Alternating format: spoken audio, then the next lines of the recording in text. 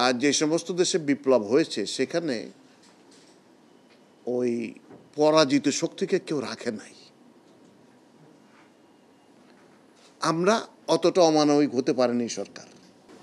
Devil hunt নিয়ে যেটা গতকালকে আপনার প্রোগ্রামে শুরু করেছেন, এটা আসলে তাৎপর্যটা কি, আবার কেন প্রয়োজন হলো এটা পর্যন্ত বলা হয়েছে যে এখন যে হঠাৎ করে দেখা যাচ্ছে যে রেমনেন্টস রয়ে গেছে কিছু, যারা দেশকে আনস্টেবল করার চেষ্টা করছে। তো এই জিনিসটা যেন না থাকে। হয়তো দেখা যাবে, এখন আমরা তো টেলিফোনে মোবাইলে অনেক রকম অনেক কথা বলা যায়, হয়তো দেখা যাবে এগুলো সব বুদবুদ, কিন্তু যাতে এটা মানুষের মনকে উদ্বেলিত না করে সেই জন্য এই প্রচেষ্টা আমার আছে। এটা আরো আরেকটু ফোকাস হয়েছে। আগে যৌথ বাহিনী সব জায়গায় দাঁড়ায় থাকতো যে আমরা কিন্তু আসি, দেখো সাবধান। এখন তা না, এখন আমরা যাব। এটা নেতৃত্ব normally it is a police action, এটা পুলিশের একটা কাজ, পুলিশি কাজ হচ্ছে। আর্মি যে হেল্প করছে in aid of civil power, magistracy power, that police action.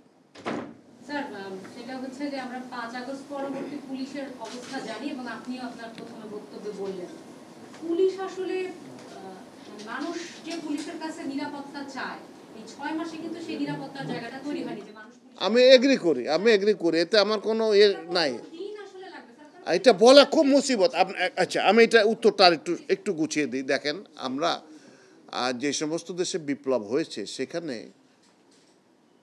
ওই পরাজিত শক্তিকে কেউ রাখে নাই।